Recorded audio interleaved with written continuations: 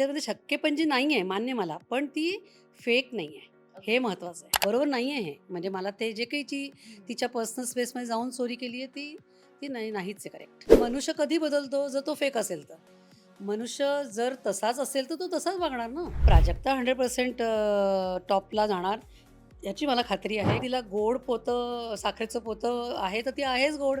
किंवा आयुर्वेदिक हा शब्द खूप चांगला आहे. हितेशजींनी भाऊ म्हणजे तिला बहीण म्हटलंय तर नक्की ती राखी बांधायला तिने जावं असं मला वाटतं.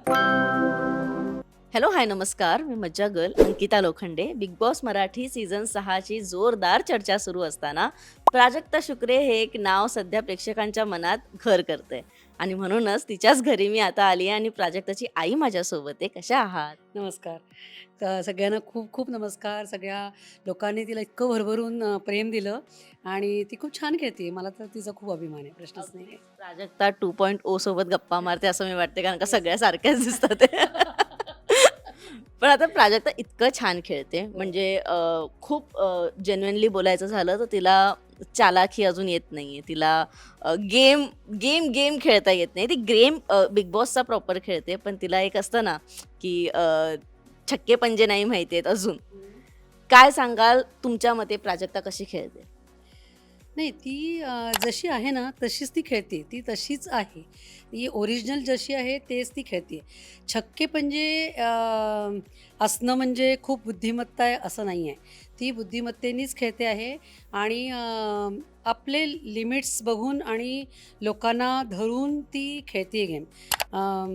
आणि ती हुशार आहे, भयंकर हुशार मुलगी आहे ती. शाळेत पण ती अतिशय स्कॉलर मुलगी होती. त्यामुळे हुशारी नाही आहे किंवा छक्के पंजे असणं म्हणजेच हुशारी आहे, सॉरी. मी अजिबात या मताची नाही आहे. ती खूप छान सगळ्यांना समजून आणि जशी ती आहे. म्हणजे शेवटी काय तुम्ही जे नॅचरल आहात, फेक असणं आणि नॅचरल असणं ह्याच्यामध्ये जो फरक आहे तोच तुझ्या शब्दांमध्ये आहे, की छक्के-पंजे असणं आणि नसणं. तिच्यामध्ये छक्के-पंजे नाही आहे, मान्य मला. पण ती फेक नाही आहे. हे महत्त्वाचं आहे. अगदीच. आणि आत्ता या आठवड्यात जो मुद्दा फार गाजतोय तो म्हणजे चावीचा. हो. आणि चावी कोण चोरतंय, कोण चालाखीने घेतंय, कोण कोण स्मार्टली पळवून नेतंय. इथे फक्त प्राजक्ता फसली गेली असं तुम्हाला वाटतं का? यावर मी असं म्हणेन जी पहिली तिची खरी जी चावी होती, जी तिला तिच्या मेहनतीने मिळाली होती, ती तिने तिच्या पर्सनल स्पेसमध्ये ठेवलेली होती. म्हणजे पाऊचच्या आत तिच्या ह्याच्यामध्ये ड्रॉवरमध्ये. तर त्यातनं ती चोरी जाणं ह्याच्यामध्ये तिची काही चूक नाही आहे. कारण तिची ती पर्सनल चावी होती. तिने त्याच्यामध्ये काही हुशारीने दाखवली नाही. ही हुशारीच आहे की तिने तिच्या पर्सनल स्पेसमध्ये ठेवली आणि विश्वास ठेवला की इथनं कोणी चोरणार नाही. शेवटी घरातले तुम्ही सगळेजण आहात तर एकमेकांवर या गोष्टीमुळे काय झालेलं आहे की एकमेकांमुळे विश्वास आता उडला आहे आणि त्यामुळे हे चाबीचा गेम सुरू झाला आहे. कोणी कोणाची पण चाबी पळवत आहे. तर हा विश्वास जर तुम्ही त्या घरामध्ये नाही ठेवला तर तुम्ही कसे जगणार? बरोबर नाही आहे हे. म्हणजे मला ते जे काही तिच्या पर्सनल स्पेसमध्ये जाऊन चोरी केली आहे ती ती नाहीच आहे करेक्ट असं मला वाटतं. आणि आत्ता तुम्ही जी चावीबद्दल जे बोलताय ती रेवा जी आहे ती नवीन आली आणि तिने मस्तीमध्ये म्हणा किंवा एक विश्वास म्हणून म्हणा ती प्राजक्ताला दिली. आता ती तिने दिली. ती तिच्याकडनं तिने ना हिसकावली आहे ना चोरली आहे. तिच्याला कलर लावत होती त्यामुळे कदाचित तिचे दोन्ही हात एंगेज होते. म्हणून तिने त्याला ठेवायला दिली विशालला. आता ह्याच्यामध्ये 2 पॉइंट आहे ॲक्च्युली की कशी ती आपोआप तिला दिली. तिने काही तिच्याकडनं मागितली नव्हती किंवा तो काही विषय पण तिने तिच्याजवळ काढला नव्हता की तू मला देशील का? असा काही त्यांचं डील पण नव्हतं झालं. तिने आपणहून आली आणि विश्वासाने तिला दिली. आता विश्वास हा शब्द असा आहे की दिली. म्हणजे तो विश्वास आहे, नाही आहे शब्दांवर पण तिने दिली. दिली म्हणजे ती तिची झाली असं माझं मत आहे. आणि तेव्हा तिचे हात एंगेज होते म्हणून तिने विशालला विश्वासाने ठेवायला दिली. माझं तरी असं म्हणणं आहे की विशालने तिला ती द्यायला हवी होती. कारण रेवाने ऑलरेडी तिला देऊन दिलेली होती. म्हणजे तिला रेवाला हा गेम माहीत नाही आहे असं मी कसं म्हणेन आहे. ती तर बाहेरनं बघून आलेली आहे सगळा गेम आणि जेव्हा तिच्याबरोबर ही गोष्ट झाली होती प्राजक्ताबरोबर किंवा कोणाबरोबरही, तर तिने हा चावीचा गेम बघितला असताना तिने आपणहून तिला दिली ती चावी. म्हणजे तिने दिली. ॲज अ गिफ्ट समजा नाही तर काही समजा. तर ती मला तरी असं वाटतं ती प्राजक्ताची चावी होती आणि त्या 100% ती कॅपेबल आहे. जेव्हा ती पहिल्यांदा कॅप्टन झाली होती तेव्हा ती नवीन होती, तिला काहीच माहीत नव्हतं. आणि ती जशा स्वभावाची आहे की ती सिम्पल सोबर वेमध्ये सगळ्यांशी बोलली. आणि आत्ताही ॲक्च्युली ती जर कॅप्टन झाली तर ती तसंच वागेल, कारण तो तिचा स्वभाव आहे. तिचं हे आरडाओरडा करणं किंवा कोणाच्या मागे लागून आत्ता जे दुसरे जे कॅप्टन झाले ते त्यांनी ते सगळे म्हणजे मला तरी असं वाटतं की त्यांचं ते कारण आपण बघतोय त्यांच्या ते स्वभावात नाही आहे ते त्यांनी करून दाखवलं की अगदी सगळ्यांशी गोड वागलं. कारण अर्थात त्यांची ती कॅप्टन्सी होती म्हणून त्यांनी ती चांगली करण्याचा प्रयत्न केला. पण ती तशीच आहे. ती जशी पहिले वागली ती तशी आत्ताही वागेल 50 दिवसानंतर सुद्धा. कारण मनुष्य कधी बदलतो जर तो फेक असेल तर. मनुष्य जर तसाच असेल तर तो तसाच वागणार ना. ती तशीच आहे. सॉफ्ट हार्टेड, सिम्पल, सोबर आणि विचारी आणि पेशन्स भयंकर आहे तिच्यामध्ये. अगदीच. पण जी बाल्कनी गँग इतके दिवस टोळी गँगच्या अपोजिट होती, प्राजक्ताने टोळी गँगमधल्याच लीडरला म्हणजे विशालला चावी देऊन चूक केली का, असं तुम्हाला वाटतं? अ, नाही. कारण विशाल आणि तिचं जे काही मी बोलणं ऐकलं आहे, म्हणजे आता आपण तर बाहेर आहोत त्यामुळे आपण जे ऑनलाईन बघतो तेच मलाही माहिती आहे. तर तिला असं वाटलं की तो विश्वासाचा आहे आणि म्हणून तिने दिली त्याला चाबी. आणि तो ॲक्च्युली त्याच्यासाठी रुची त्याला म्हणत पण होता की ती चाबी प्राजक्ताची आहे, तर तिला ती देऊन टाक. पण आता शेवटी हा गेम आहे हे मान्य मला की ती जरा जास्ती सरळ पडली प्राजक्ता. तिला तो गेम नाही कळला असं मी नाही म्हणणार अजिबात. तिने ते विश्वास ठेवला विशालवर की तो देईल तिला चावी. अगदीच. पण बिग बॉसच्या घरात अनेक सदस्य ना छोट्या छोट्या गोष्टींवरून मुद्दे करतात. जिथे मुद्द्यांची गरज नाहीये तिथेही मुद्दे उचलले जातात आणि भांडणं केली जातात किंवा तो मुद्दा स्ट्रेच केला जातो. प्राजक्ताने अजूनही कोणत्याही मुद्द्याला, कोणत्याही गोष्टीला मुद्दा नाही बनवला किंवा तिने लेट गो केलं किंवा तिने लगेच माफ करून टाकलं. बाहेरून बघताना आई वडील म्हणून असं वाटलं का, अरे जरा बोल ना, किंवा अगं भांड जराशी, असं कधी वाटलं? अ, नाही, याकरता नाही, कारण ती नाही आहे तशी. म्हणजे मला माहीत आहे की होऊ शकतं की तिच्या ठिकाणी जर मी असते तर मी नक्की बोलले असते. पण ती नाही आहे तशी. ती ते खूप समजून, विचार करून अशा प्रोसेसचीच मुलगी आहे ती. ती विचार करणार, प्रत्येक शब्द मापून तोलून बोलणार की माझ्या तोंडातनं काही चूक म्हणजे समोरचा मनुष्य दुखावला नाही गेला पाहिजे. हे तिचं आहे, कारण ती घरी पण तशीच वागते. माझ्याशी काय किंवा माझ्या मुलाशी काय, कोणाशी पण ती बोलताना खूप मापून तोलून आणि विचार करून बोलते. कारण माझ्याकडनं असं चूक नाही गेलं पाहिजे. म्हणजे कोणाचं मन दुखवलं नाही पाहिजे, हे तिचं आहे. त्यामुळे थोडंसं तिला व्हायला पाहिजे, थोडंसं ती दाखवते आता. आता ती थोडीशी ॲग्रेसिव्ह होती आहे. जिथे-जिथे जसं ते प्रभूने जसा काही तो तिच्याशी ॲक्चुअली नाव घ्यायला पाहिजे की नाही मला माहीत नाही आहे.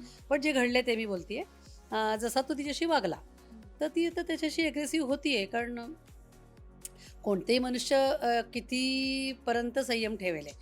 पण ती संयमातच बोलली. असं की अशी उद्धटपणे नाही बोलली की तू उठून चालला जा किंवा तू का ऐकतोयस हे. हे एकदम नॉर्मल शब्द आहे. म्हणजे असं की खूप काय रे तू का बसतोयस? तू ऐकून तिथे जाणार ना? एक लहानसा शब्द ती बोलली, वाक्य, जे काही असं वाईट टोनमध्ये पण नव्हतं. तिचा टोन पण फार उद्धटपणे नव्हता असं मला वाटतं. हे सगळं सुरू असताना आता प्राजक्ता नॉमिनेशनमध्ये आहे आणि या आठवड्यात बरेच असे आहेत ज्यांची बाहेर जाण्याची शक्यता खूप जास्त आहे. आई म्हणून काय वाटतं की प्राजक्ता ऑब्व्हियसली घरात राहावी, तर या सदस्याने ह्यावेळेस घराचा निरोप घ्यावा? ते तर टोटली लोकांच्यावर अवलंबून आहे की त्यांना कोणाला बाहेर काढायचं आहे.